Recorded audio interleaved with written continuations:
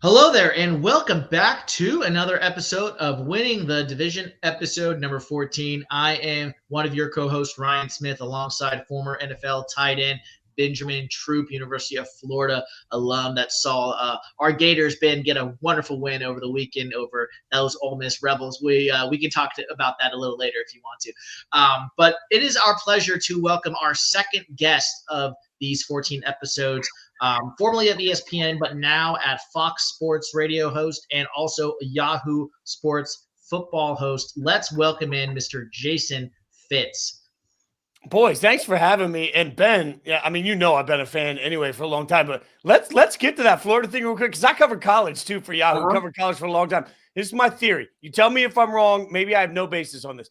All right, here's the thing. Florida knew everything was going to get better when DJ got back at quarterback, right? And they knew they were going to get their butts kicked by Texas. So the announcement that they were keeping everybody before the Texas game, I think that was to get ahead of it. Like they knew Texas was going to run them, but they didn't want to deal with all of that conversation afterwards. So, hey, we put out the big announce. We let Texas do this whole take us behind the shed thing, but we got faith once we're healthy, we're going to look better, which is the case. I think they were being preemptive in announcing they were keeping their coaching staff, knowing the butt whooping was coming from Texas, but that ultimately everything was going to be fine. I mean, listen, Jay Fitz, we're gonna have to get you a contract down there with Scott Strickland. But no, I agree with you. I agree with you from this standpoint. Scott Strickland had to go ahead and say, look, because recruiting now is tied to two things: the product on the field and the head coach, right? So he knows, hey, he's gonna be here. And I will say this: people act like social media doesn't matter. It matters, man. All that because you're getting constant pressure day in and day out. So he said, let me just go ahead and kill the noise. Plus, DJ Lagway is 18, 19-year-old true freshman. He need to know, man. I still eat candy every day. I need to know who my head coach is gonna be. And you're right. I'm just gonna give people stats. As Jay-Z would say, women lie, men lie, numbers don't. Every game he started in, they 4-0. He's 4-0 in the start. Now, I think the thing about DJ Lagway is every quarterback at every level. If my quarterback is better than yours, that's going to resonate throughout the whole team. Do I think that DJ Lagway is the best quarterback in the SEC? It depends on who you ask. But I think that when you talk about a guy that young, starting in the SEC, Gatorade Player of the Year, I always say, where do you get a quarterback from if you want to get one out of high school? Go to Texas. I don't know what they do in Texas with these quarterbacks, but they find a way to get it done in high school. So, yeah, I do agree that Scott Strickland had to make a decision. He made the decision. I mean, LSU, Ole Miss back-to-back weeks, knocked both of them out the college football playoff, knocked both of them out. Ole Miss had, SEC championship type aspirations. Lane Kiffin was supposed to be the coach in waiting if Billy Napier didn't get it done. But, hey, man, I know everybody thought I was crazy, Fitz, but I said this before the season started. I said, look, with this schedule, hardest schedule in the country, if he goes 7-5 and everybody he lost to was either a college football playoff contender or a conference championship contender, that's coach of the year type stuff. Miami lost one game, going to the ACC championship. Georgia's going, win up Texas A&M goes. And I think that at Tennessee, they only got 2 losses. So for me, hey, I'm just happy to have DJ Lagway, happy to get a win. Because nowadays I don't have to talk trash to the opposing fans. I got to keep Gator Nation off this cliff, and they're ready to jump off it every year. But I will say this: before you came on, Fitz, you let me know you are a diehard Raiders fan. I played for the Raiders back in the day when they had Lane Kiffin as the head coach. Then they went. So listen, I'm a Falcons fan, but real fans root for the Raiders. And the reason why I say this, I got to see Al Davis, and it's all little white. I think he wore the white jumpsuit every day. Ain't nobody gonna say nothing to him. But when you are a Raiders fan, man, it is silver and black. It is not black and silver. So as soon as you say, I represent the black and silver. No, you don't, because you don't put one color in front of the next. But I'm just like you. I'm going to say to the people, say, when is the economy going to come back around? When is it going to be world peace? When the Raiders make it to the Super Duper Bowl and win it. Watch what happens to the world, people. I'm just telling you. I wouldn't know what to do with myself, man. Raiders ever win? I throw a damn parade if the Raiders have a winning season in my life at this point. Like they win the Super Bowl, I ain't gonna know what to do with myself at all. God, it's injected in my veins. They say Jason Fitz was streaking, and that wasn't him. That was me. But they only caught my backside. The camera only caught my backside. And listen, I'm willing. We ain't gonna do no GoFundMe. It's gonna be hashtag we bailing Jason Fitz out. He deserved to have that moment. Everybody deserves that moment. I'm still mad at my dad for not being like, I don't know, a Packers fan. Like it's all like my dad was a Raiders fan. And so I became a Raiders fan. And all the time I'm like, man, there's so many other teams you could have rooted for that would at least help me have a quarterback for a while. Like, I don't know.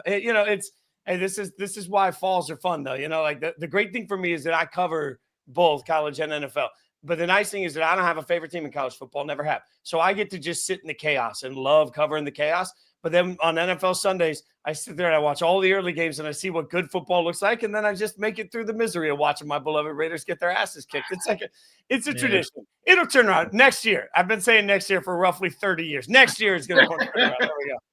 Well, we're going to get into those Raiders, but before we do, let's jump into the NFL season, week number 12. That was, and ending with the Harbaugh Bowl tonight in Monday Night Football. John versus Jim, Chargers versus Ravens that are going on right now. But Jason, we'll introduce you to our first segment.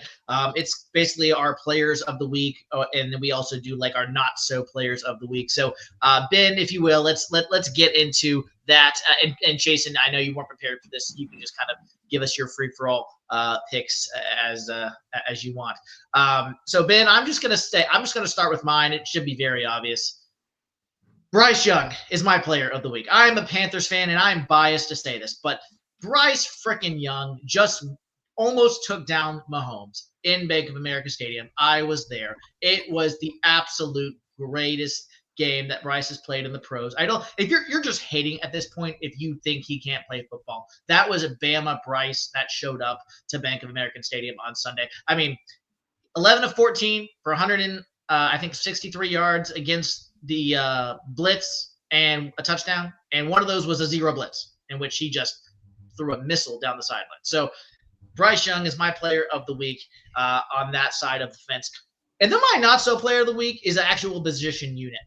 Ben, I'm glad for your Titans, but good Lord, the Houston Texans defense and D'Amico Ryans, what are we doing, boys? I mean, allowing the Tennessee Titans and Will Levis to go up and down the field on you like you're some scrub unit, which they're not. They've got a lot of great players. Will Anderson, Jalen Petrie, Derek Stingley. I mean, what are we doing, boys? So Bryce Young, my player of the week, and my not-so unit of the week is the Houston Texans. I mean, my player of the week, I mean, I'm not going to do Saquon. I think that's the easiest player of the week to do, right, with the type of things he's doing. I'm going to go with Kevontae Turpin. I mean, everybody kept saying when this kid came from, I think, the USFL, he's having great success running back kicks and this, that, and the third. We talking about a Dakless team. People thought they was going to go up there to DC and get beat.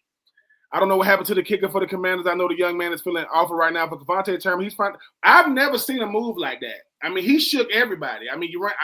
I don't know where his ankles are. He killed everybody on that kickoff return. It was really, really beautiful, and I appreciate the love. Talking about Will Levis and my guys from the original Houston team is the Oilers that became the Titans. But I like how you're using units. My not so player. I'm gonna use units or teams.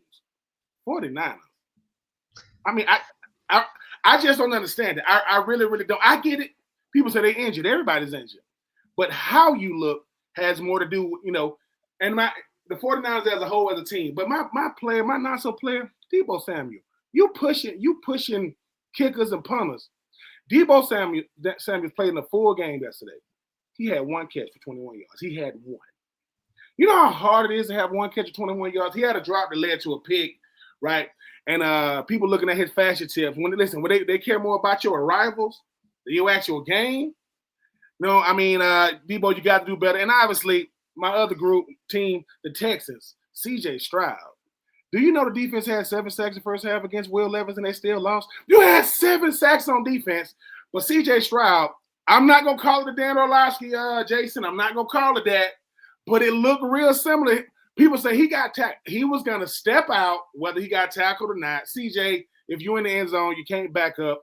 But like I said, my not players is obviously Deebo, team, Texans, and obviously Kevontae Turpin. I'm not going to give no love to Bo Nix because I don't like nobody. I'm a Raiders fan because I played for him like you, Jason, man. I don't like nobody whooping up on my Raiders. Shout out to the best tight end in football, though, right now. Brock Bowers, even though he's a rookie. Find a way to get that man the ball. Let's go. All right, player. Since we're not taking Saquon, because I think we all acknowledge Saquon was the best player, I will give Bo Nix flowers here. And I'll give Bo Nix flowers because I was wrong. When he got drafted, I thought, man, I don't love this. I mean, he feels like he's 3,272 years old. He's played way too much college football. He is who he is, right? I think the beautiful thing, if you go back and look into the two quarterbacks that have had the most success over the course of this year, Jaden Daniels and Bo Nix, what they have in common is their offensive minds that run their careers, whether it's Cliff Kingsbury or whether it's Sean Payton, have really opened up a little bit more of the offense every single week. I think where they went wrong with Caleb is right out of the gates. It's like, we're just going to throw him to the wolves, see what happens. Well, Caleb had a bad habit of holding on to the ball too long before he threw it football, right? Like, they reduced some of that. Now we see a better version of Caleb. So for me, seeing that Bo Nix every week gets a little better and Bo Nix gets a little bit more of the offense to use every single week, and there's a special combination. Like, I'm starting to think that instead of thinking about quarterbacks, we really need to think about quarterbacks and whoever's running that, whether it's the offensive coordinator or the head coach, whoever's running that quarterback's life as a tag team, like 80s wrestling tag team. I need both of them to be great. So Bo Nix and Sean Payton become sort of the guy that I think shined the most. And as for not shining, I'll look at the whole unit of the Arizona Cardinals. Like, the Cardinals offense didn't show up in a game they absolutely needed. Like, this is a Cardinals team that stacked some wins against some relatively easy opponents. And we started to look at it and say, okay, maybe Arizona's legit. And then we watched Kyler Murray just sort of not know where to go with the football sometimes. He felt lost. The offense felt lost.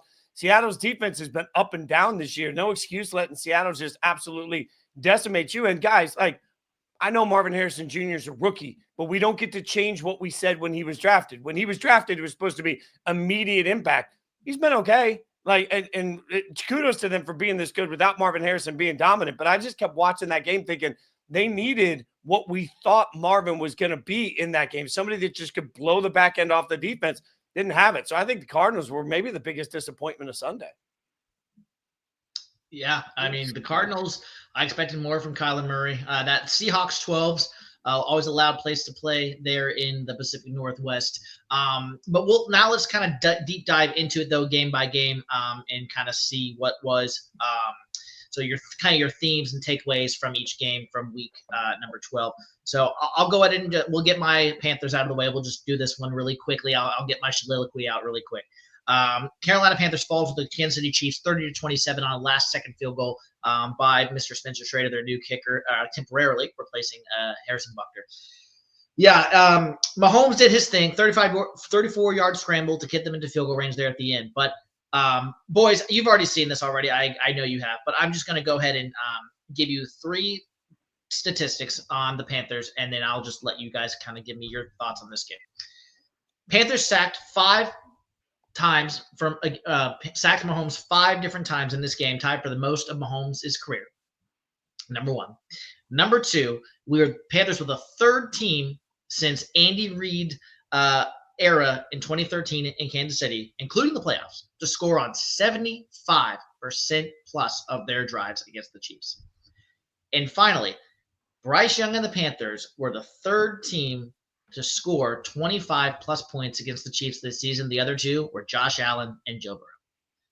So I am, as a Panther fan, is feeling real. I know there's no moral victories in the NFL. Ben knows this. I don't believe in moral victories. But I think Sunday was as close to one as I will say it, because Bryce Young was left for dead a month ago. Not by me, but by others. And it seems like now he is a phoenix rising from the ashes, and Bama Bryce is really coming back. His confidence and swagger are here to stay. He was making some absolute dime throws throughout this game. And the Chiefs defense, they're pretty healthy on that side of the ball. So it's not like they were missing very many people. Chris Jones was stonewalled by our awesome offensive line. He was very limited in this game. And anyway, moral victory for the Panthers. Chiefs are 10-1. Yes, they're still rocking and rolling in the AFC. Panthers 3-8 on the year. But overall, I just enjoyed, as a Panther fan, even though we lost, just enjoyed that game so much. Because I didn't think it was going to be coming down to the wire. I really didn't. But I told Ben on record, Jason, last week, we are going to cover the 11.5. This ain't 11.5 point spread. We're covering this game. We may not win, but we're covering the 11.5. But did I expect a walk-off field goal? I did not. Brother, you are, and this comes from a fellow broken fan. You are broken. We are broken.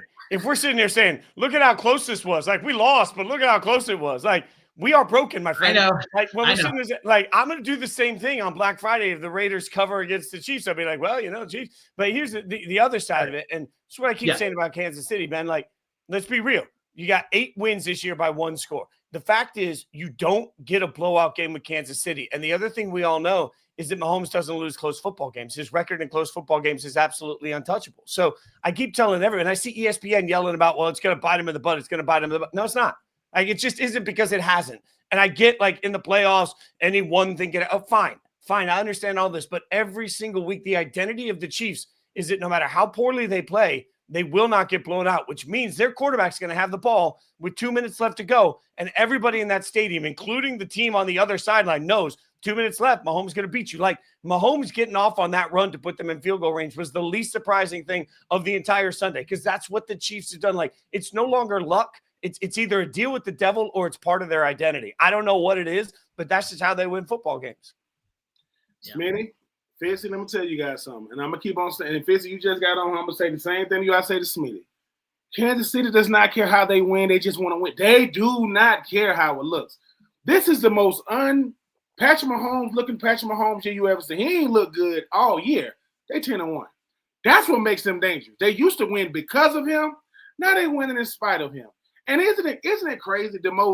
We talk about mobile quarterbacks. Everybody want to talk about Jalen Hurts. Everybody, want to talk about Jaden Daniels. Go back to every Super Bowl that Kansas City has won. What does Patrick Mahomes do? He be scrambling. Now, do I think half of it is him and half of it is the defense scared to really hit him? Nobody. It seems like I don't really want to hit this dude and knock him out for the rest of the year. And now I got to get off of X or Blue Sky or whatever the hell we got now on social media. I don't even know where we are no more. But that's the thing about Kansas City, right? Kansas City will say, Kansas City will look at you and say, I almost had it. My Falcons only gave up 22 points. Lost.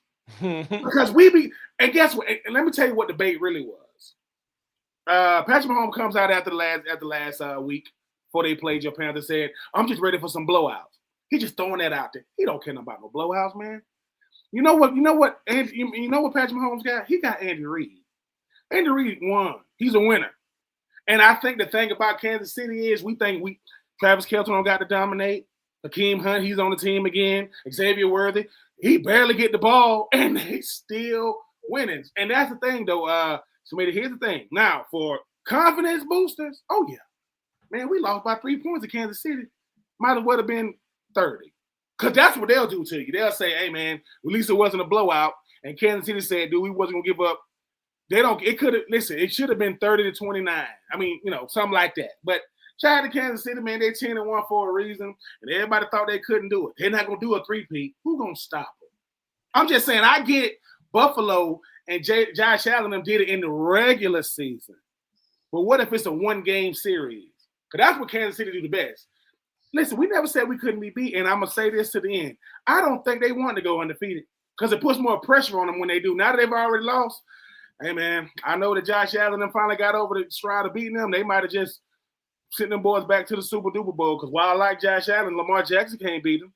Cincinnati ain't going to make the playoffs. Pittsburgh can't beat Cleveland. I'm just saying.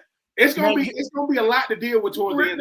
Really quick though. Before I move on from this game, really quick, Jason, what was your thoughts on Bryce Young coming out of Alabama? And then, do you feel like, as of yesterday, do you feel like he's still on that franchise quarterback trajectory, or has he still got some ground to make up from his first year and some change at which he wasn't very good? I've already said this to you guys once when it comes to changing narratives. I don't like when we change the narratives quick. The narrative on Bryce Young was simple. He had everything you need to be a winning quarterback other than size. Size was the one question. Now, when you don't have a ton of size, I do think you have to be smart with your offensive game plan. The Seahawks did a beautiful job with that when they drafted Russ, moving guys around, creating throwing lanes for him. We got to do some things. So that's fine. I think that they did everything they could to ruin him in his rookie year. This is, again, like, you got to make sure when you draft a quarterback, like this year coming up, when somebody drafts Cam and somebody drafts Shador, I don't care if you fire everybody else in the building that doesn't only focus on quarterbacks. Your only responsibility is quarterback. I think Bryce had everything that you need to have a good quarterback in the NFL. I'm not going to sit here and say that any of us thought that the Bryce CJ Stroud thing was going to be where this year's draft class was. Like, teams scouting 2-year windows. Everybody knew that this draft class we just saw was about to be a historic draft class. It's why teams overreached to draft guys early. It's why everybody went all in. We all knew that this year coming up is going to be a weaker draft class, right? It's fair to say that Bryce and CJ Stroud were not seen at the same level. But Bryce didn't have question marks on his ability to play at this position. The guys I talked to around Alabama told me that the one question mark on Bryce was, could he communicate and pick up blitz well enough? And I thought the smartest thing Carolina did this offseason was they hired a bunch of experienced offensive linemen, right? They brought in guys that have played a lot of football so that those guys could take some of that off of Bryce's plate. I think that's part of why you're seeing Bryce play better right now. They're asking him to do less mentally before the snap, which is a key to this. And frankly, I think if they're able to bring him along slowly, they've got their right quarterback for the next several years. I don't know he's going to end up suddenly being epic Hall of Fame level. I think he has a chance to be a very good quarterback in this league, though. Fair enough. Moving on to the Windy City, where we saw the Minnesota Vikings 30-27 victory in overtime over the Chicago Bears. Our old Panther, DJ Moore, had a much better game for the Bears, doing his thing in a losing effort. Thoughts on this game, gentlemen, as it was some wild endings there with the Bears just to get to overtime. We saw, the 2-point conversion, the touchdown, and the onside kick. So talk to me about this game. I mean, Fitz, I agree with you when it comes to Caleb Williams, right? It's almost like people don't understand. When you're the number 1 overall pick, you ain't got nowhere to go but down. Because no matter what, they put him on Hard Knocks. He's going to be the first 4,000-yard pass. Those numbers don't matter now in the NFL. It's a passing league. Caleb Williams will make a great throw on the sideline, but once again, they got him a good defense. They got him a solid offense. He don't have a Cliff Kingsbury. He has a defensive-minded coach. Those type of things matter. People go, oh, so now he need a quarterback guru? No, he need a quarterback coach that can help him develop, that can see the field for him. And just like you said with Bryce Young, a quarterback needs to think less. Bo Nix got the longest play calls in America. It takes him 45 minutes to call a play. All we doing is running slants, a slant go. But he got to call Sean Payton arithmetic-type plays. When it comes to Caleb Williams, as soon as Nick Saban came into the facility, he said, man, give this kid a chance give him a chance to grow. You already put someone. I get it. It's the Windy City. I get it. They want, monster the midway, all these different things.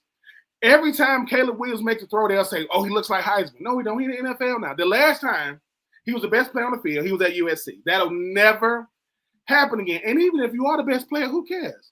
A 350-pound D lineman will end your career. That's RG3 hello to now. That's the league. So for me, I like what I saw from Caleb Williams. But for me, every time I see him play, it's almost like the announcers wait on him to make a throw, and every time he looks like a rookie or looks like a quarterback, hey, man, this is why, they're going to have to develop him more. No, Chicago, the last time Chicago went to the Super Duper Bowl, Rex Grossman was a quarterback, my quarterback. That's the last time they went to that was 2007. Their consolation prize, they had to play Peyton Manning and the Colts in Miami. Kick the ball to Devin Hester, and that was their whole offense for the whole game. So for me, I like what I saw from Caleb Williams. I think he is making strides. I think they are trying to put some things together. But any Chicago Bear that can hear this, if y'all went behind the scenes and told y'all head coach, I don't want to play with him, y'all clowns, man. We grown men. You going to the head coach who's probably not even going to be here in 2025.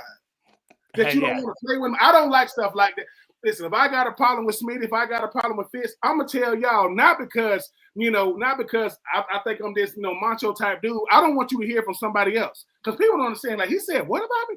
I just spoke to him. That's the kind of stuff I don't like. And because they want to say it and be anonymous. So you don't like the media, but you'll go to the media. Don't put my name in the media. And now he got to go out there and don't know if his O lineman said it, D lineman said it. Stop the nonsense, Chicago. But I did like what I saw from Caleb Williams. I mean, they lose an effort, but he did play much better. Yeah, they broke the rookie record as well for the Bears with passing yards and touchdowns as well. I like what they've done in getting the ball out of his hands quicker. Let him make a quick read, quick decision, get rid of the football. We know he can run around and make throws. To me, the bigger part of this game was that Sam Darnold was clean from Minnesota because he's had a couple of questionable games with some bad picks, and we all know he's kind of streaky. And so, like, if you're streaky, all right, you got to get out of it, right? And so he had a couple games where all of a sudden we're like, oh, that's just the old Sam Darnold. He seems to have broken back out of that. So kudos to the Vikings staff and kudos to him playing a clean game in this one. It was a wild ending. I get that. But, I mean, Minnesota's sitting here quietly in an NFC that we're talking about everybody else. Man, Minnesota has the best defensive coordinator, at least in the conference, in my mind. They got a defense that absolutely trips up quarterbacks when they take them on. I would want to play the Vikings. If Sam Darnold can stay hot, I don't want to play the Vikings in the playoffs. Yeah, I totally agree with that. And that's without getting much from Justin Jefferson as well. If your best player don't play well and y'all win, that's how good of a team you are. Now, Justin he gonna want his numbers. I get that, but That's why I say, man, that's why I make Patrick Mahomes and company dangerous, man. Patrick Mahomes is out there looking normal, and they still winning. 10-1. Yeah. All right, Ben, we saw the Tennessee Titans get to 3 wins over the Houston Texans by a score of 32-27 as Will Levis, that roller coaster, kept on going up and down this week. But he did his thing. Tony Pollard also doing his thing as well, 24 carries, 119 yards, and a tutty. But really, in my opinion, this was about C.J. Stroud. 3rd game with multiple interceptions this year for having just one such game as a rookie. And Will Levis, here's this stat. How about this? First player since 1970 merger to have 105-plus passer rating in a 3-game span, which he was also sacked 20-plus times. So he is going through it right now, boys. But they got the win. So what thoughts on this one? I think the C.J. Stroud and company. I mean, obviously, I get it. We're gonna put it all on C.J. Stroud, no matter what happens. But I think DeMeco Ryans and company, I think they were a year ahead of schedule last year. And anybody can be good when no one's watching. Can you watch it when the expectation is on you? I still think CJ Stroud is a good player, but he's starting to stare at receivers again, right? Everybody's trying to get healthy again. And I don't think they feature the run enough. I don't like it with these quarterbacks. They're trying to validate them through how many throws they make. Your defense is going to have to put 2 halves together. 7 sacks in the first half is a lot of sacks. That's 2 games worth of sacks. I love Jalen Petrie. I mean, they hybrid. He's like a small Derwin James. They playing right there at the line. But the thing about Houston is this: Houston is bad. Houston is an okay team in an awful division. This division is awful, top to bottom. And that's the thing, right? I don't want to be good in a bad division, because it looks like, well, man, if y'all was in a halfway decent division, y'all wouldn't even be talk about winning the division. So I think that while CJ Stroud and company, they're gonna have to find a way to put 2 halves of football together. It's a head scratcher, because like I said, football awareness is everything. Football IQ is what the analysts want to talk about. I don't think CJ showed any on that when they coming out the end zone and got that safety. DeMeco Ryans was looking like, dude, you know you can't back up. It's almost like the D-line was like, dude, he's not going to back up. And he did. The Titans got a big win against a rivalry team. And right now, Houston, good, not great. Sunday, you look fraudulent. You look like I always look at teams from this way. If I've never seen them play, I'm like, that's the best. Yeah, the team that just lost is the best team in the division. Yeah. To the team that just won their 3rd win. That's what I would say. So right now they're looking like they're going to win the division and that no one really cares about. The AFC South has no media darlings in it. They don't have no teams in it that are like a part of the brand. They are part of the brand of the NFL. They don't help push it. And I think a game like Sunday showed, because I thought that my Titans would play well and get beat. When I looked at them and said, they're finna win this game. CJ Stroud just lost to Will Levis and the Titans. That's all. I mean, nothing else is going to not boost your morale when it comes to something like that. Yeah, and also just a reminder, guys, like I say this all the time, there are not 32 starting caliber left and right tackles in the NFL right now. There are not 32 quality offensive lines in the NFL right now. And this game, living, eating, breathing proof of that. Like, the Titans got some work to do. They got young guys that are getting worked into this. I think it's going to be better for them long term. But the Texans' offensive line's taking a big step back. And, let's tie this back to Bryce Young for a second. We talk about his development. I think the right way to truly judge a quarterback, and we never get this glory, is with the 3-year window. Like, year 1, quarterback's putting everything on film.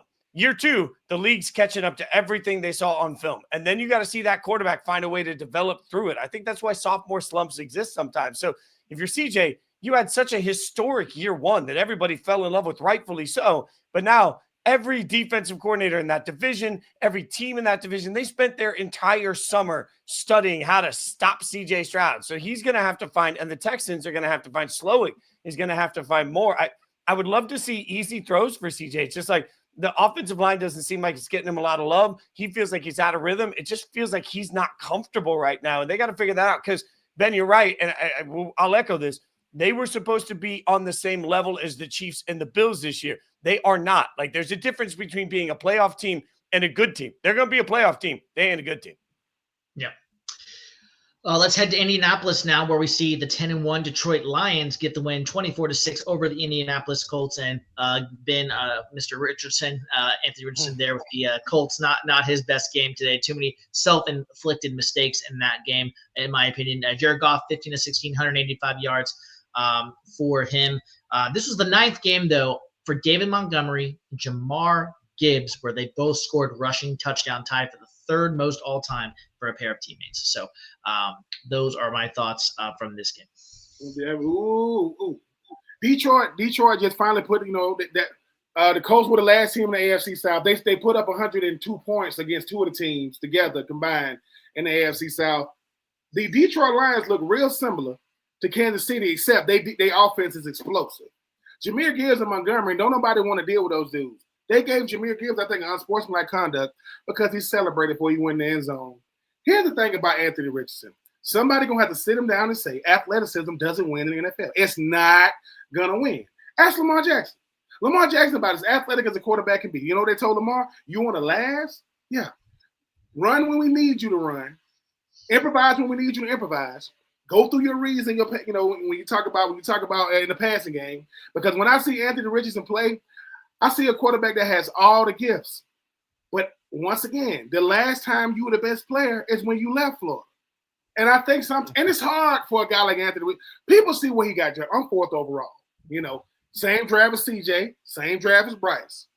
And I think they're going to judge him according to those guys. But Joe Flacco, when he was in, he just runs the offense better because he's not athletic. Because I can't get outside the pocket. Look at Michael Pittman and company. What happened to Jonathan Taylor? Hand him the ball. I'll never understand these things. When I look at the Jets play, when I look at the Ravens play, when I look at the Colts play, you got studs at running back. Hand the ball off to him. Just give him the ball. What does that do? That opens it up. And every time you do that, every time they give Jonathan, I just think that for me, when I go back to it, Fitz, what bothers me about the Colts is I said, look, every time Anthony Richardson makes a 60-yard throw, it's not a touchdown. He gonna get between the 20 and the end zone, and they're gonna bog down. And once again, the Colts are in the AFC South. And because of what's going on with the Texans, they still in it. Because the Texans won't just pull away, they're still in it. So yeah, it was much to do about nothing because I knew Detroit. Detroit is just like Kansas City. The difference is Detroit, they'll pummel you. They'll take them to running backs. They'll tell St. Brown, hey, St., we're going to throw you the ball 4 times. Okay, I'm going to block these DBs. St. Brown is the second coming of Steve Smith Sr. He don't like DBs. Anybody that wears the little thing he wears on the sleeve, that's because they went in dome, so you don't get like rug burn or turf burn. His is black for a reason. I don't want no cute stuff. His daddy named all his brothers Saints. Ain't nothing holy about them boys. Them boys, they play a little different. But shout out to the Detroit Lions, man. Right now, I think they're the best team in football. I agree with that wholeheartedly. I think they almost toyed with Indianapolis at times in this game and still kicked their asses. And then the other part of it from the Indianapolis side, Ben, I love the way you described, because the problem is once you get into the red zone, this, quarterback's got to be able to go through his reads. And when you've got a quarterback that's not accurate with the football, ain't nothing you can do about that. So now you suddenly end up with an offense that I think has absolutely no identity. If you were going to draft Anthony Richardson, the answer was never to have Flacco come in and win a bunch of football games. The answer was design your entire team around what Anthony Richardson does well. They never really committed to doing that. So now you got an Anthony Richardson that doesn't go through his reads. He's not particularly accurate. 1 week he's good, 1 week he's bad. You're not running the football well as a team. There's no identity to who the Colts are. So Shane Steichen needs to take a step back as a coach, swallow his pride a little bit, and then look like I want my coaches, no matter what team we're talking about, to be like the TV show Chopped. I want them to open a basket of ingredients and be like, this is what I got to cook with. I'm going to make a delicious meal. I don't think that that's what the Colts are doing right now. I think they're trying too hard to say, I had a plan. This is my restaurant. This is my menu. You don't get to do that. You drafted Anthony Richardson. Open the basket. Make me something great with that. Let's continue into South Beach, where the Dolphins took down the Patriots 34-15 as my fantasy tight end Jonnu Smith is getting hot for the Dolphins, not the Falcons. He caught an 87 yards and then a touchdown from him. And Tua Tagovailoa finally, boys, is once he got back from that concussion, scary stuff, he is back to doing what he does, targeting Tyreek Hill, Jalen Waddle, Jonnu Smith. He now has 70-plus completion percentage in 5 straight games, longest streak currently in the NFL. But the Dolphins, if they're going to make a playoff spot, I think they got to go now. It's time to push. I guess Mike McDaniel can still call plays because when Tua wasn't in there, that offense looked totally different. Same players, right? One difference, and then you start saying, man, what's going on with the offense? And anytime a coach designs all his plays for one player like that, I always say that's dangerous because if that player's gone, what happens to the offense? I'm just happy to see Tua, upright, not scrambling. Because every time I see him play, man, every time I even think he's going to scramble, I say to myself, man, please just get down. Please just slide. Don't dive head first. I think Tyreek Hill is showing that he's more of a team player than people thought he was because, back-to-back 1,700-yard seasons, people thought you had to have a monster year. I think sometimes when your best player, at quarterback goes out, you got to be able to shed a load. But Gerard Mayo said something about the Patriots. He said, listen, I can't save those guys when they run off the sideline. And he's just being honest. The Patriots, when you watch them play football, the hardest thing about it is you don't know who nobody is. I know the Gonzalez kid at corner. That's about it.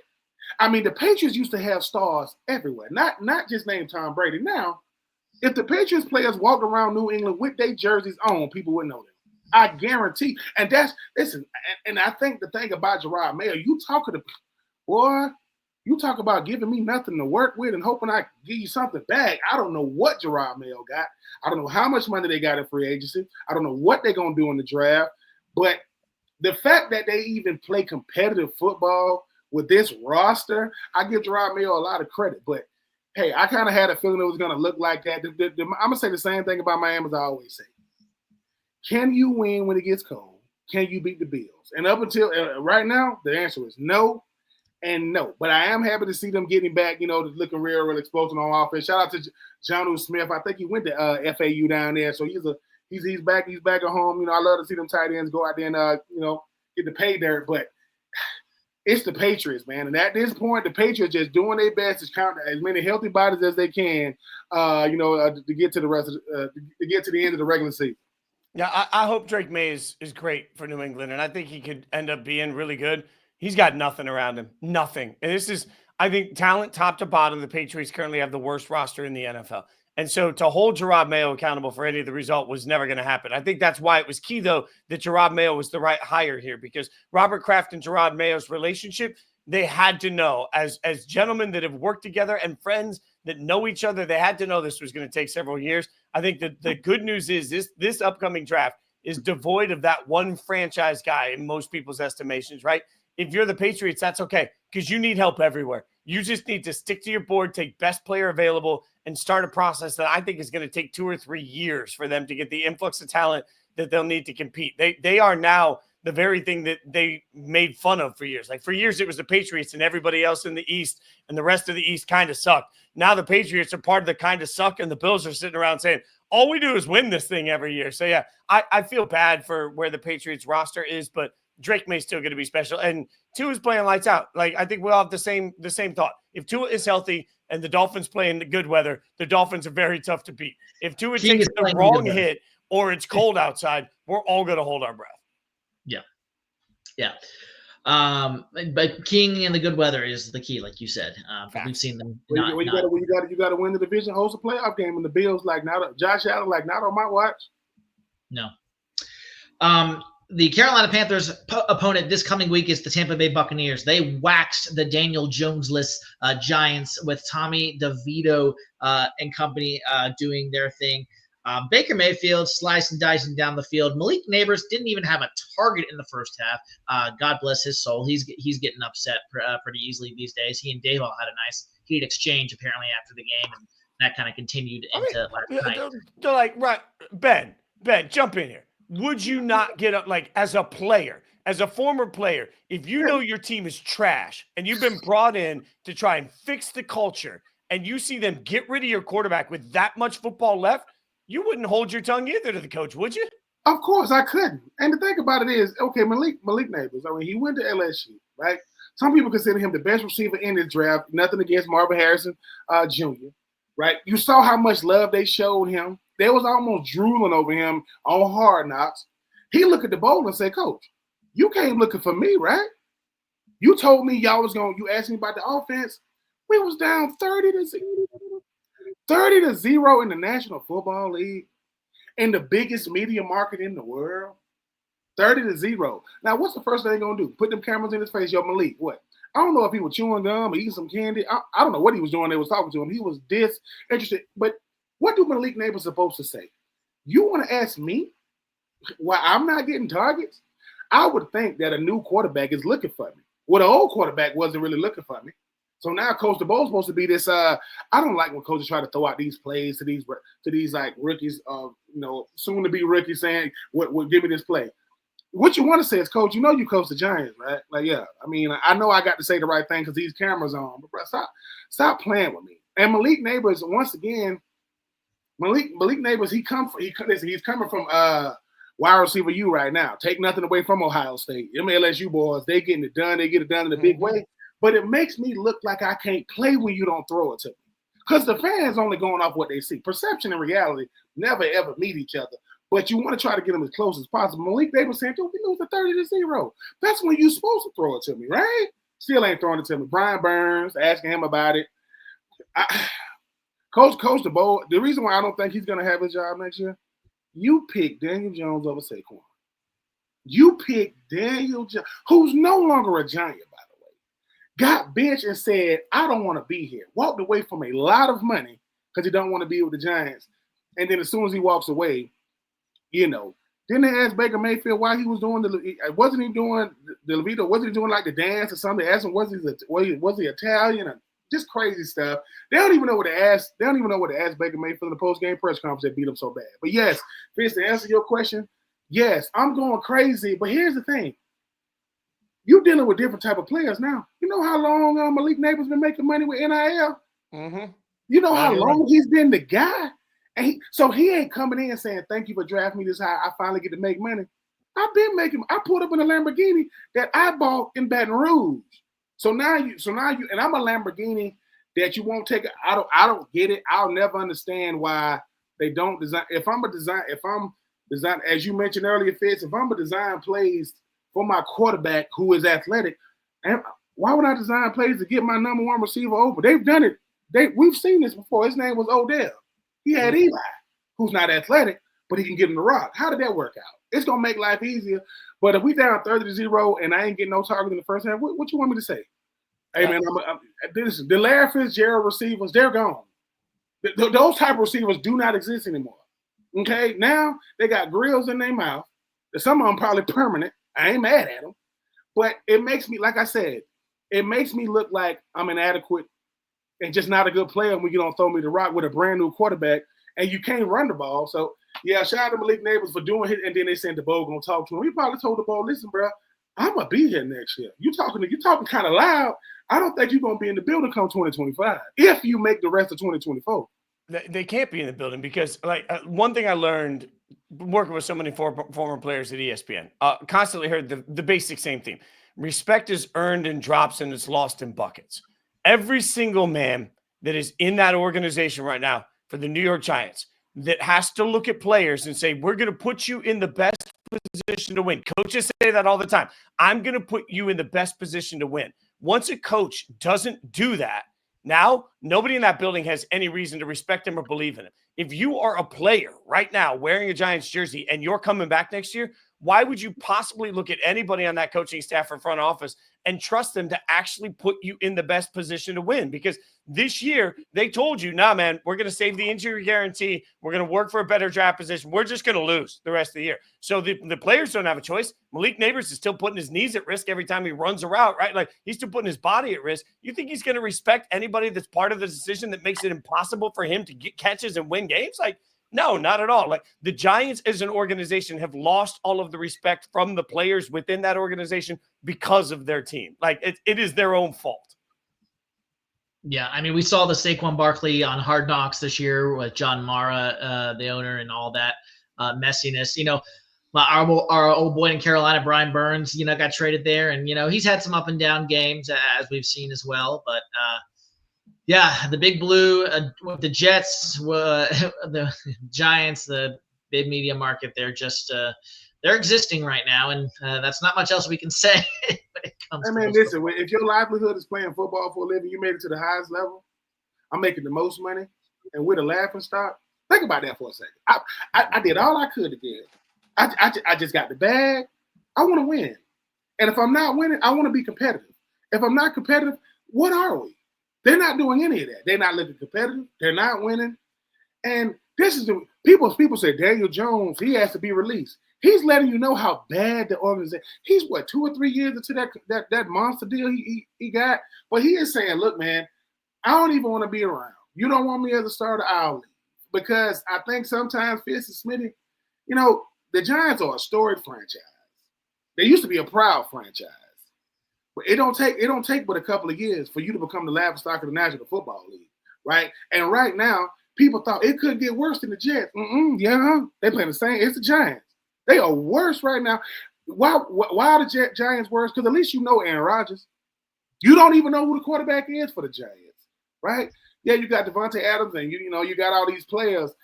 At the end of the day, I played for the Titans for 4 years, and I know what it's like to be just a team. And you have to walk around and try to avoid people. People know who the hell you are. And they ain't staring at you because they know who you are. They staring at you because you stink. That's what they want to say something to you. Like, do I want his autograph? Now with selfies. They ain't even gonna waste it. They ain't even gonna waste their camera phone. They're not, because LSU and a guy like Malik Neighbors, he said, dude, I want to win. Because if I'm coming to a franchise that I thought was I'm gonna help win, y'all won't throw me the ball. Perception is reality, people, especially in the National Football League.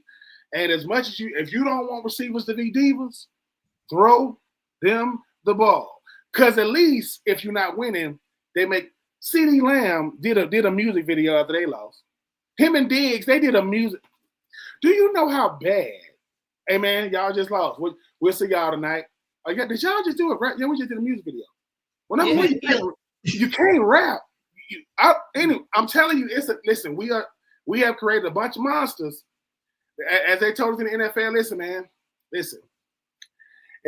You create this monster that's in this cage, and you open it up every week, and we keep saying. So, like I said, Malik Neighbors, he kept it PG. By the way, I don't know what the bowl saw. He didn't say nothing disrespectful.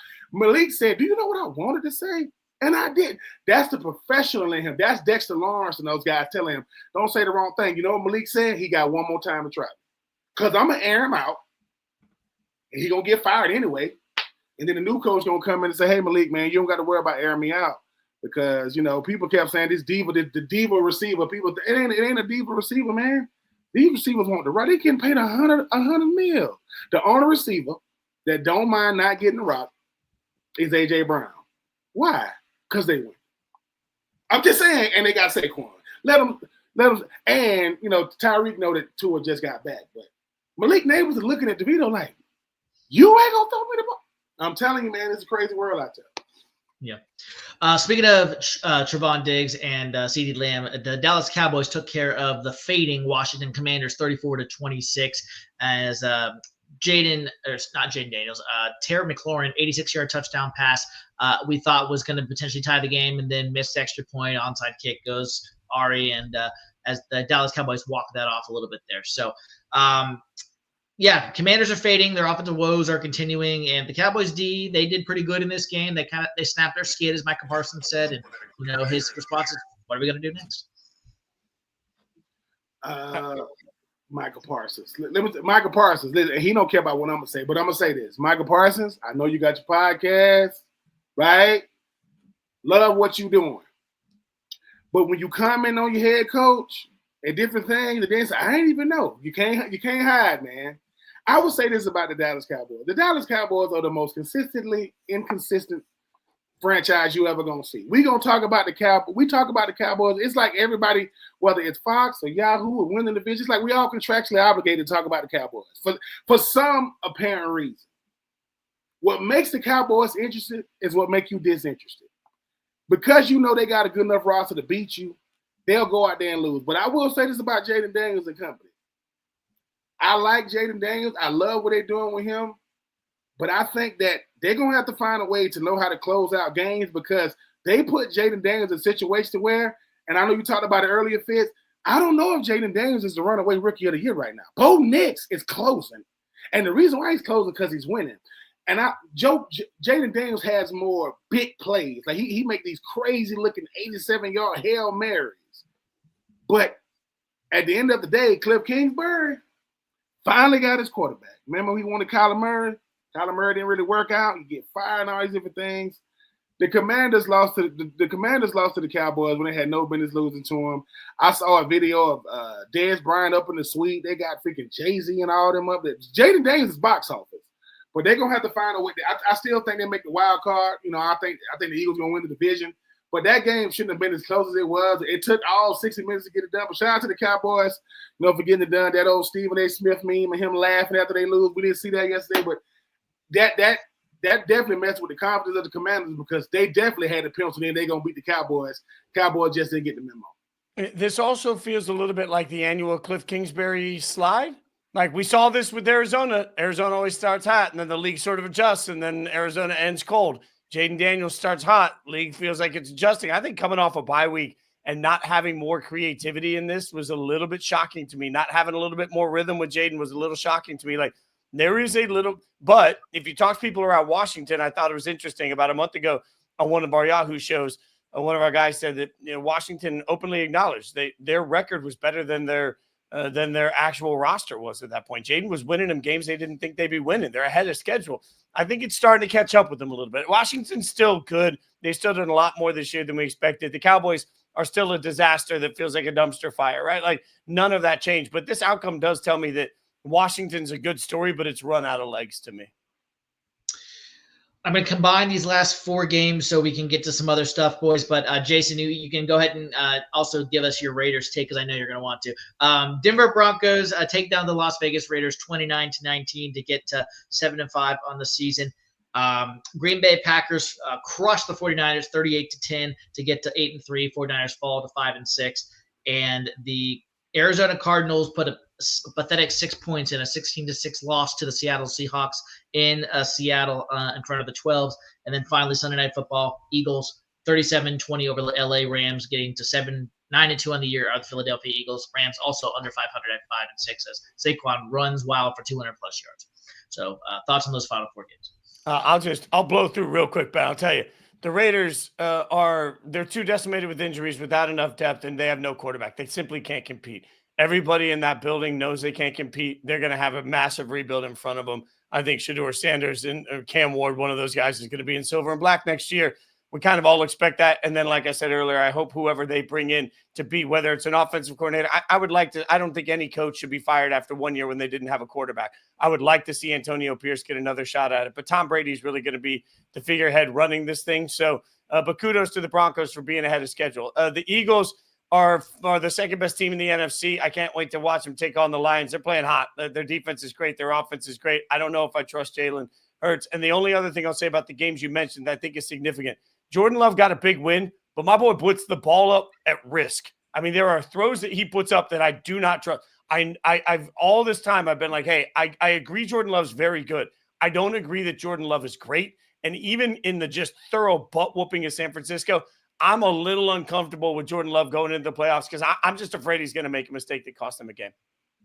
As far as the Raiders, I do agree. I mean, at the end of the day, Antonio Pierce, I think, is the guy for the job, but Gardner Minshew was not. Gardner Minshew was a tournament. He should not be a starter. I think his him coming into the National Football League, and Nick Foles and kind of took over for Jacksonville. He's kind of found a way to make a name for himself, but he's supposed to be Owen, like Chase Daniels type career, not a starting quarterback type career. But I do think in the offseason they're gonna definitely get a chance to address it because Shedeur Sanders and Cam Ward, they're gonna definitely have to put some pieces, aka a quarterback coach around them that's definitely gonna help them. The thing about Green Bay and the 49ers, I'm gonna mention again, Deebo Samuels, you need to stop talking all that trash. You're not gonna go out there and show up. And I do agree with Jordan Love. Coach LaFleur, I don't know what he's saying to him, but Jordan Love is good and bad at the same time. He's really, really good and really, really bad in the same game. You'll look at him and say, that's a great throw. And then you'll go, what kind of throw is that? Winning doesn't cure mistakes. And sometimes you make a bunch of mistakes, but because we won, you don't really come at it the way you should. Listen, I played with Vince Young when I was with the Titans. And sometimes I used to be like, I love Vince Young. But I say sometimes, I say, listen, you got to coach great players. You got to coach good players hard. You got to coach great players real hard. I don't know what Jordan Love falls into good and great, but I know you got to coach them hard. And I don't know what they're doing behind the scenes, but the type of play he has, I know he looks great against Dallas last year. He's not going to get a Dallas Cowboys team this year. And those mistakes he made will cost him a game. I think that when you start talking about, the Eagles, once Nick Sirianni and Jalen Hurts' relationship got better, they took off. And I think Nick Sirianni had to learn how to take a back seat. Look, man, we shouldn't be talking about you with stuff that has nothing to do with football. That's your starting quarterback. Whatever y'all got, man, push that beef to the side. Y'all got everything. Saquon, A.J. Brown, you talk talking about Devonta Smith, you talking about Jalen Carter. I mean, they got a top two bottom. The only problem the Eagles gonna have, there's a team in Detroit that said, listen, nothing against y'all great season, birds. We play disrespectful football up here. And we'll see what happens. I think it's a crash course for the NFC Championship game. I'm looking forward to it. And we mentioned Arizona and Seattle. I think sometimes, Arizona and Kyler Murray they start off, they win games they shouldn't win. They lose games they shouldn't lose. And they're gonna end up Arizona in this thing at the end of the year. It's gonna be much ado about nothing. I do agree with what you said, Fitz. If Marvin Harrison Jr. is box office, I have yet to see it. I don't know if it's scheme. I don't know if it's him, but they're gonna have to find a way to get this young man to rock. Because right now he's looking like an okay receiver. I don't even know if he's top 25. By the way, if we're talking about Rookie of the Year candidates, nobody's paying attention to him at that level. But I think off the top of my head, 70 catches for 703 yards for Brock Bowers, I believe. And go back and watch Brock. He only had 4 catches last week, but the rest of the offense had catches because they were bracketing. They were triple covering Brock Bowers. He has become an animal at a time. I know the team sucks. I acknowledge that. But, man, I don't know the last time I saw a rookie receiver do what Brock Bowers is doing right now. Brock Bowers, my comparison to Brock Bowers his rookie year, and I just had him too. Jeremy Shockey. When Jeremy Shockey came out of Miami, he went to the Giants. He was like, listen, Brock Bowers is too great of a talent, man, for you to be finding a way to not give him the ball. But, hey, Gardner Minshew's doing the best he can, but, yeah, I do agree. Everybody want to talk about Jaden Daniels. Everybody want to talk about Bo Nix. Brock Bowers, the greatest tight end in college football history. Just check the numbers and check the stats. You don't got to like it. And watch what the young man is doing. As a tight end, you'll appreciate this, Ben. I saw him, interviewed him for Yahoo at the Super Bowl. And he came in, I'm sitting down with him, I'm talking to him, the Georgia kid, and so just talking about life. And so I was like, so we're in Vegas. I was like, you going out tonight? You doing anything? He's like, nope, got the Jet's taking me right back home. And I was like, you're in Vegas. You're not even going to spend the night. And he said, man, the way I look at it, if I go home and I keep training, I'll get the chance to do Vegas later in my life. And when I do it, if I do all the work right now I need to do, I can do Vegas the way I've always wanted to do it when I'm done. Until then, I got work to do. And I just kept thinking about a kid that hadn't even been drafted in Vegas for the Super Bowl, taking a jet to get back so he could work out that night. And I'm just like, that kid's built different. The minute he got drafted by the Raiders, I'm like, there's anybody built to handle what Las Vegas is for temptation and for what that's it. No, he's going to be just fine. Yeah. Let's get to really quick some headlines and news before we do some overreactions. And I have an invented segment for Jason since we have him on the show before we end with our normal previewing the top 5 games to watch for the week ahead. As we mentioned, guys, Daniel Jones is a free agent. He does clear waivers, officially is a free agent. Texas DB Jalen Petrie will be out for some time. For some reason, the Jets want us to know that Rodgers will absolutely start versus Seattle this week, according to Jeff Ulbrich. And finally, Jets also tab Mike Tannenbaum, their former general manager with the 33rd team, to assist in the GM and head coaching search.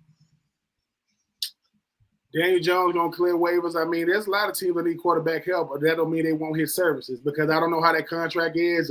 Because he got released, do they have to give him league minimum? Do they have to pick up some of that contract? So I think the contract situation, if they can get that worked out, I can see somebody, definitely bringing them in.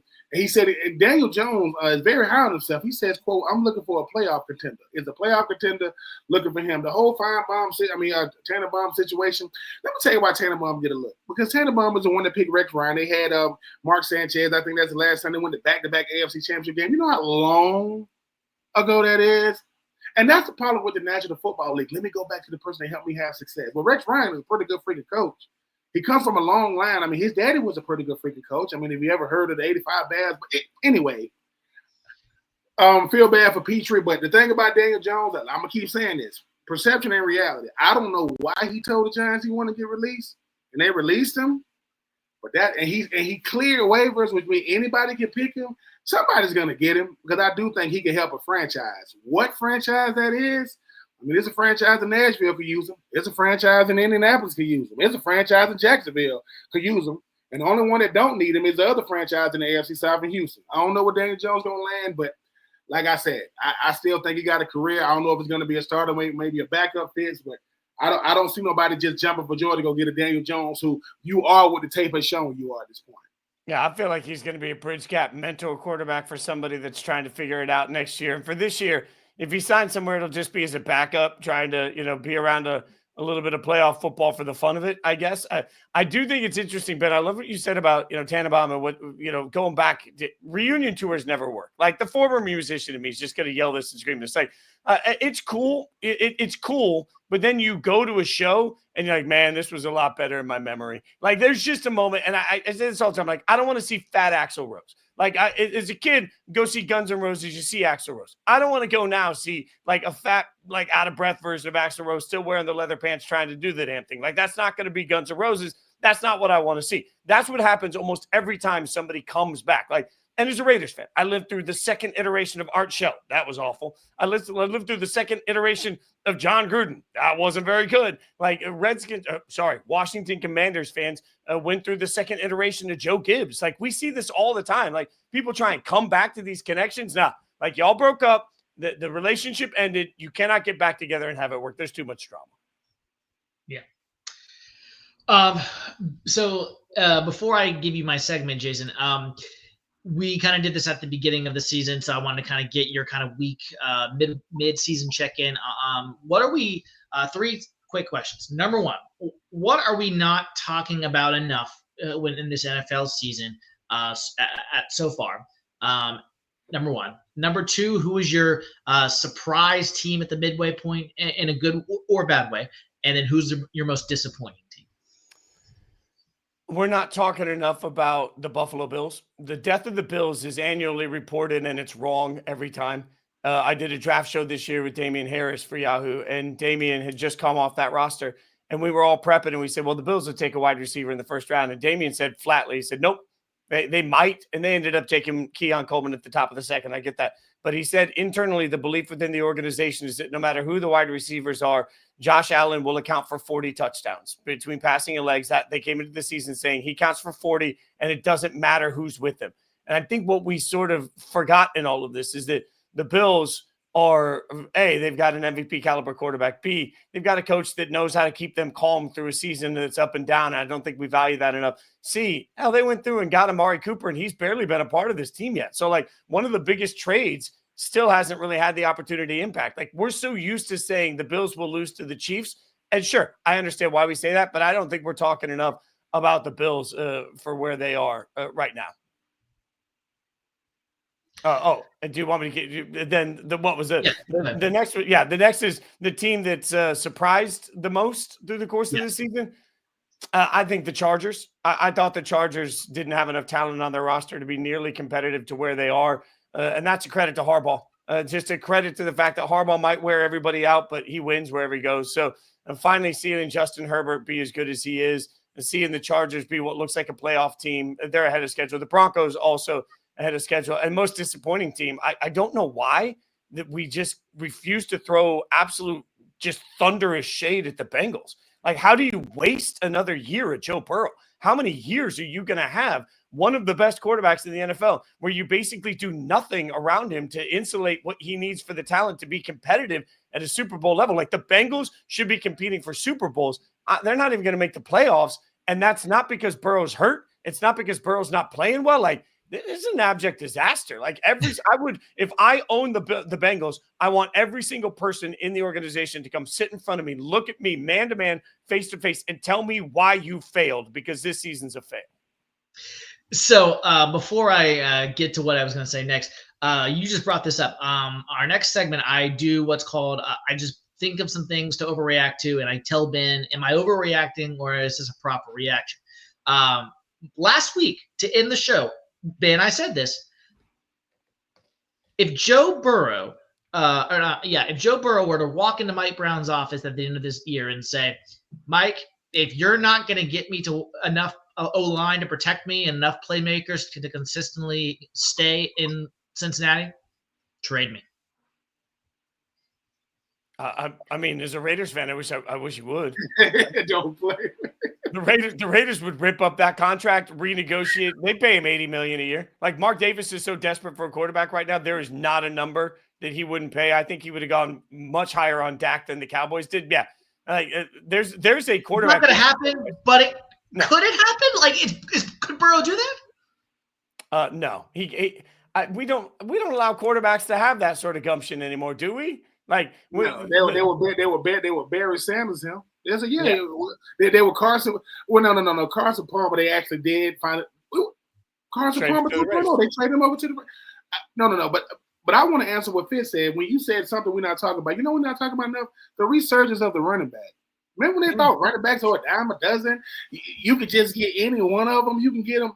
Jahmyr Gibbs, Montgomery. You start talking about Saquon. You start talking about what Derrick Henry Company's doing. No, when you get the right running back, look at what he does for your team. Keeps your quarterback healthy because he's a closer, right? Can definitely hit the home run. You know, I just think that when you start talking about running, when people start saying, look, I think the guys like, Sean McVay, Kyle Shanahan, these guru type, Mike McDaniel. People talk about Mike McDaniel, his running back. You got A-Chain and freaking Mostert.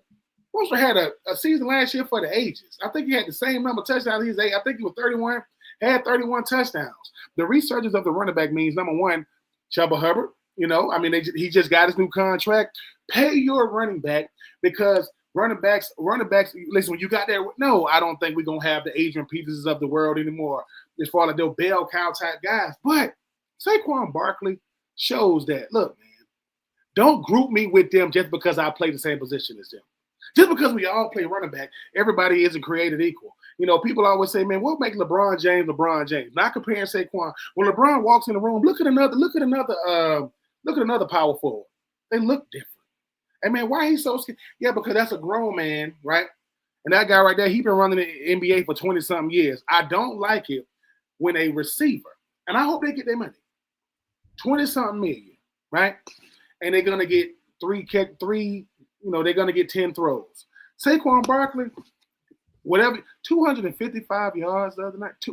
255 yards yesterday. I think it's crazy. And Fitz, I never liked the whole you can get a running back in the 6th round. No, you can, but I want a running back that's going to help change potentially be the face of my franchise. I love the resurgence of the running backs right. Think about this. When's the last time a team sucked because they overpaid a running back? Because you're right. I'll go a step farther.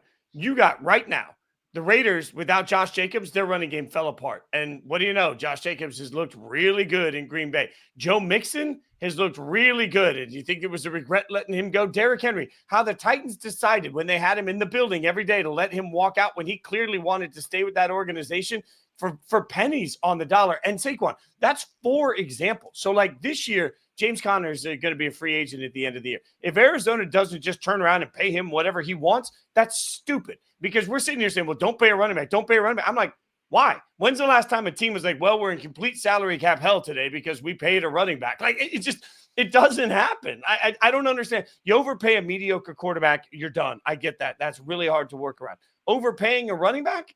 All right, so you got to chip out a little bit on some depth on your offensive line and your defensive line. You didn't have that much there anyway. Like I just don't understand. But you're 1,000% right on this one. It's like a lesson this year in the league.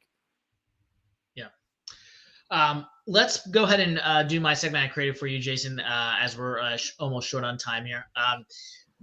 Let's play a quick matchmaker game when it comes to these college quarterbacks. Who you think is going to be getting these quarterbacks come the draft? And I'll just kind of let you do it. How many of these quarterbacks do you think are going to be selected, in the first round? Most people think Shador. Most people think Cam. Is there anybody else besides those 2 that are locks for the first round? And if so, where are they going? So no, I think it's just those 2. And I talked to one scout the other day that said that there's not a first round grade on any of the quarterbacks this year. But it doesn't matter. If you look right now at Tankathon, the Giants and the Raiders are picking 2nd and 3rd. The Jacksonville Jags are picking 1st, right? Jags aren't in the quarterback market. We know that.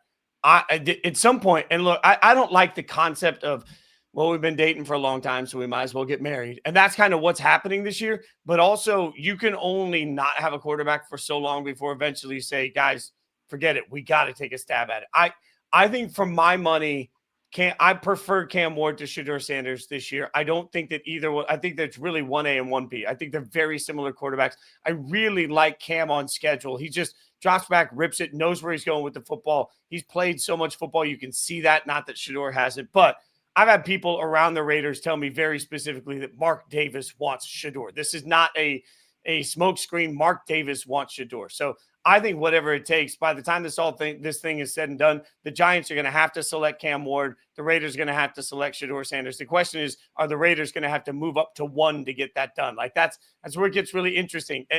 Somebody told me that the Raiders offered Washington last year 3 firsts and a second to move up to get Jaden Daniels. That's how impressed they were with Jaden Daniels. And Washington said, thanks, but no thanks. So the one thing, and then Michael Penix Jr. was drafted before anybody thought. And at the time, we're all like, well, this is crazy. Well, that was the next guy on the Raiders board. Like, so what's interesting at some point, if you're that team picking in the top 3, and I think they will be picking in the top 3, you just got to do it. It doesn't matter. You're taking on Herbert. You're taking on Mahomes. At this point, it just never ends when you look at that division. And now you're taking on Bo Nix.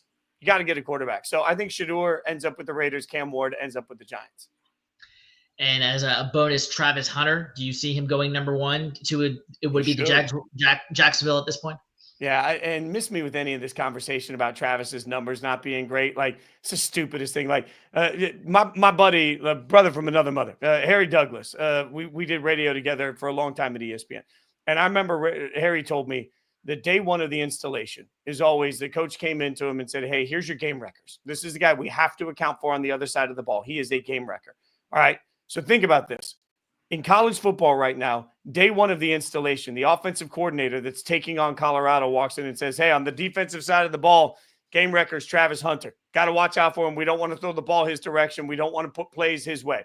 And at the same time, the defensive coordinator's coming in and saying, hey, the game wrecker is that wide receiver, Travis Hunter. Like, you're a game wrecker in both conversations. You are not only impacting Saturdays, you're impacting the whole week of practice every week. It's why if I had a Heisman vote, I don't, but if I had a Heisman vote, I would vote for Travis Hunter for the Heisman, because as good as Ashton Genty, the running back, has been, he's doing things we haven't seen since Barry Sanders. What Travis Hunter is doing, not just from snap count, but from the way he impacts both sides of the ball, like what he's doing right now, we've never seen. Like, this is Shohei Ohtani in college football.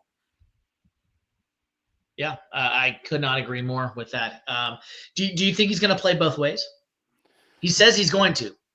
I don't think an NFL team's. I think an NFL team's going to try and squash that a little bit, but yeah, I think he's going to be a wide receiver in the league and then a DB, in situations. I think, but man, I don't know how you tell him not to. I just don't know how you tell him not to. He's different. He's a. Travis Hunter, the first time I seen Travis Hunter, he came on the scene. He was on Cam Newton 7 on 17. He was that good then, right? And then you take him to Jackson State, he was that good then. Then he go over to Colorado, he's that good then. Because I think what Travis Hunter does the best is he knows everybody coming to see me fail. They ain't gonna see it, but people are gonna watch me. Ask them receivers. He said, run the wrong route. I know everybody want to go back to the Stanford game, and right, he got bullied a little bit, right? But the thing about Travis Hunter is he wants the spotlight. He's a humble kid, but he held when he put that 1-2 on his chest. And I agree with everything you said too, Fitz. Listen, Mark Davis has been waiting for a franchise quarterback that is box office. I love Cam Ward. I think Cam Ward is everything you said of get the ball out on time, but I don't know if Cam wants the spotlight. Shedeur Sanders, he's a Sanders. Couple came out the womb with a diamond chain on. It's nothing to him. And I think the thing about it is as great as Sanders is as a player, you see the way he fiddles with the media like his daddy does, man. Ask me a question. I've been doing this for a long time, man, and that's what I think that nobody can do but a Shedeur Sanders. I like Shiloh, but he's on the defensive side of the ball. Shedeur Sanders said, "Look, man, y'all been waiting on me to be average for a long time, so y'all can invalidate my daddy." Well, I'm not average. I'm one of the best quarterbacks, if not the best quarterback in the country. I'm going to Sin City, wearing silver and black. You know who can't wait for him to get there? Brock Bowers. If Brock can get 70 and 700 with Gardner Minshew, just Unstoppable. You're right. I am just telling y'all, the greatest thing ever happened to Gronk was Tom Brady. No matter where he went. And real quick, and this is what you didn't know about Gronk. You know, Gronk got traded to the Detroit Lions and he retired from football because his contract. Then he went to Tampa Bay. Gronk is smart, man. Like, I'm not going to Detroit. He retired. I'm done. Oh, I'm done for football. Then next thing you know, he got on that pewter. Hey, man, I'm hoping. I'm looking forward to Shadur going to the silver and black because Mark Davis. Two things. Mark Davis knows football and he don't care about haircuts at all. That dude do not care about haircuts. I don't know who cuts his hair, but he don't care. No. You do got a beautiful fiance. You know, when you're that rich, you don't have to care about your hair. Like, I was just saying. He walks into the conference room. I mean, how do I look? Oh man, hey, that's because you want to keep your job. You ain't gonna say the wrong thing. Stop the nonsense. To squash this is like a moving goalpost at this point, but Jason, what about the whole thing with Deion? Do you think the recent commitment with Julian Lewis to Colorado? Obviously, this last week we saw that on the Pat McAfee show. Do you think Deion's staying at Colorado? Do you think there's a world in which he goes with Shedeur to the NFL? What's your take on that?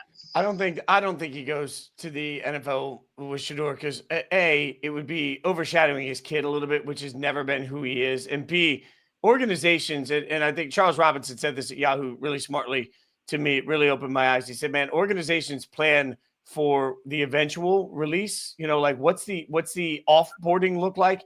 And if you bring in father and son in that dynamic, well, if the quarterback doesn't work out, then you got to go to dad and say, hey, we're cutting your kid. That's not going to work.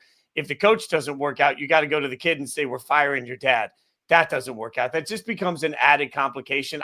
I don't think that's real. So, and by the way, Juju Lewis is somebody that I spent some time around this. I got to go to a huge Rivals event down in Jacksonville, see these young quarterbacks. Juju's got a presence, man. He can throw the football. Like Colorado got themselves an athlete. Like he is going to be a very good college football quarterback from day one. So, I think he's doing. If Deion goes anywhere in my mind, right now, if I'm Florida State, I'm doing whatever it takes. This whole thing has gone awry. I don't want to lose my footing in Florida. I know I lost out on Deion before. I'm going to have to pay a penalty for that. There's going to be an extra tax of you missed me the first time tax, man. I think the Brinks truck is going to be rolling up to Deion to try and get him to go down to Florida State. Fair enough. All right. Well, before I will say one other quarterback. Yeah, this is the one dangerous thing that's going to happen to quarterback.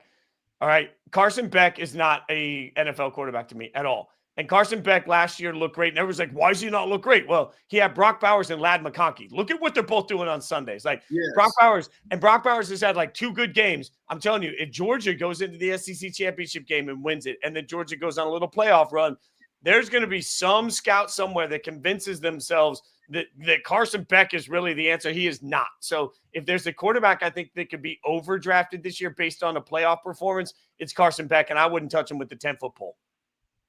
Okay, there you go. There you have it. Before we do our last segment, which is previewing our top 5 games of the following week to come here in the NFL, I like to give Ben some just my off the head thoughts from this past week and things I'm gonna overreact to. Like I said, the whole Burrow thing with him being traded, or walking in Mike Brown's office, that was one of mine from last week. So here I only have 3 today since we're a little longer on time. So you guys can tell me if this is a proper reaction or am I overreacting. You hinted at this a little bit, Jason. Eagles, best team currently in the NFL, and Saquon Barkley very well could be the first non-quarterback MVP since 2011. Overreaction and proper reaction. I don't think that the Eagles are the best team in the NFL right now. I don't want to normalize what the Lions are doing. Like, I don't want to make that less than, right? So no. I still favor the Lions, although the defensive backfield of the Eagles, especially like Mitchell and Cooper DeJean, those 2 kids are just playing lights out for rookies. I really respect it. But to me, the MVP right now, if I had an MVP vote, my number 1 would be absolutely be Saquon, and my number 2 would be Derrick Henry. I think they're the 2 most impactful reasons that their teams are playing the way that they're playing right now. And I mean, Jared Goff, probably quarterback on the best team, probably gets it in my mind, but man, if not this year with what Saquon's done, like, my God, what's he going to take? Yeah. Ben, do you have anything on that? I mean, yeah. I mean, I do think it's an overreaction. I do agree with Fitz. I mean, the best team in the NFC is definitely Detroit. They know they are, but they are the living, breathing spirit of Coach Dan Campbell. You ain't gonna say nothing to him, and you ain't gonna say nothing to the Lions with the way they play. And Saquon is my front runner for MVP. He's toying with people.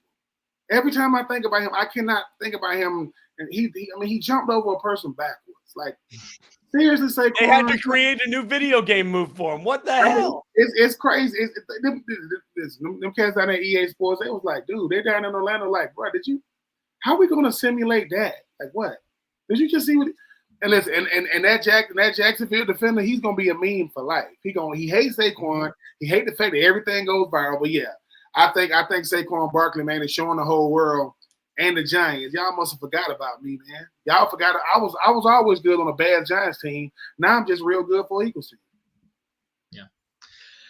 Yeah. Depending on how this shakes out long term, I mean, this weekend again, I might be over my skis here, boys, but Panthers, they got their number one quarterback right in Bryce Young, and the Bears, they got their number one quarterback right in Caleb Williams. I think this whole trade with the Panthers, Bears, Bryce, sent DJ Moore to Chicago is just getting so much attention over the last 2 years. I think finally Bryce is right of that ship.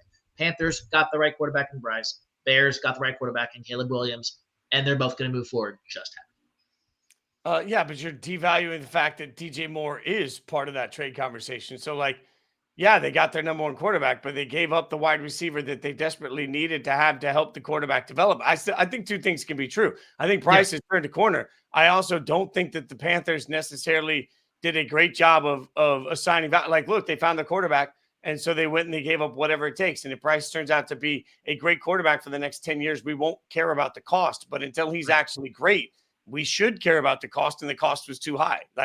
So I think it's a bit of an over. I think Bryce has turned a corner, but I'm not willing to say that doesn't still today look like a bad trade on paper. Yeah, it is a bad trade on paper because no one factored the fact that how good DJ Moore was for the Panthers, how good he could have been for the Chicago Bears. And I do think that when you start talking about trades, I mean, both sides supposed to win. Not one side, but it's like negotiations. Both sides supposed to come out looking good. The thing about Bryce Young, is he got Xavier Legette. I mean, his number one receiver at first was Adam Thielen. You don't do that to a number one. You don't do that to a number one quarterback. If you don't believe me, when the last time they had a number one overall pick, his name was Cam Newton. He had Steve Smith Jr. His first 2 games, he went over 400 yards passing. I don't think it's been done since then. You want to make life easy on a quarterback, whether he's the number one overall pick or Brock Purdy. Is Brock Purdy good, or was he the 10th best player on the team last year? But look, he went to the Super Bowl. Why? Because I'm going to give him everything. I'm going to give him C-Mac. I'm going to give him George Kittle, right? Ayuk, Debo, and the list goes on and on. When Bryce Young got to town, he was like, what's up? Him and Xavier Legette, they're the same age. They're just a year ahead of each other. That's not how – and I do agree. I think that when you get rid of your best players, you lose. You don't believe me? The Titans got rid of Derrick Henry. The Titans got rid of A.J. Brown. The Titans got rid of Kevin Byard. First team All-Pro, they got 3 wins. God, I'm just telling you. The talent they have let walk out the door is just ridiculous. They didn't want to pay A.J. Brown because they wanted to give him $17 million. He thought he was worth $20 million. The first year he go to the Eagles, he's an All-Pro, and they go to the Super Bowl. Derrick Henry only rushed for 2,000 yards, and they featured him this year. He'll be the MVP front runner, but they want to try to validate Lamar Jackson by throwing the ball out around the yard. Don't make life easy on yourself. These young GMs, they be trying to make a splash. Yeah, well, but you don't make a splash by getting rid of your best players. But I do think Bryce gonna end up being good, but life will be easy on him if you don't get rid of his best future. Because didn't DJ Moore get the most money in Chicago Bears history? Yes, this all season. I'm just saying. Rich keep getting richer. Yeah. Well, I'm going to have to cut this a little short. I'm getting the call for dad duty, so I'm going to go ahead and rock through my 5 games here. I'll let you guys do your 5, and we'll close it out. All right. So we'll go ahead and my top 5 games for week number 13. We'll start with Thanksgiving Day. Dolphins-Packers to end the night. I think that's going to be a really good game on paper. Tua, Jordan Love. I like where that game is going to go. I think that has potential to be a shootout. My number 4 game this week, Steelers-Bengals. Rivalry, AFC North. These two teams do not like each other. Joe Burrow, this is basically a must-win for them, even though I think they're pretty much already out of the playoff picture at this point. But basically a must-win from now on the rest of the season. Cardinals-Vikings, my number 3. Will those Cardinals fade down the stretch like we talked about? 9-2 Vikings hosting these Cardinals. Sam Darnold needs to get back on track, as we said, had a good game this past week. Can he continue that against an underrated Cardinals team? My number 2 game to watch this coming up week, Eagles-Ravens. The primetime window in the 425 matchup, Derrick Henry versus Saquon Barkley. Enough said right there. The two great teams going at it. And then my number 1 game of the week is 49ers-Bills on Sunday Night Football. Obviously, the 49ers need this game in the worst way possible, as they need to get back on track or they're not going to be making the playoffs at all.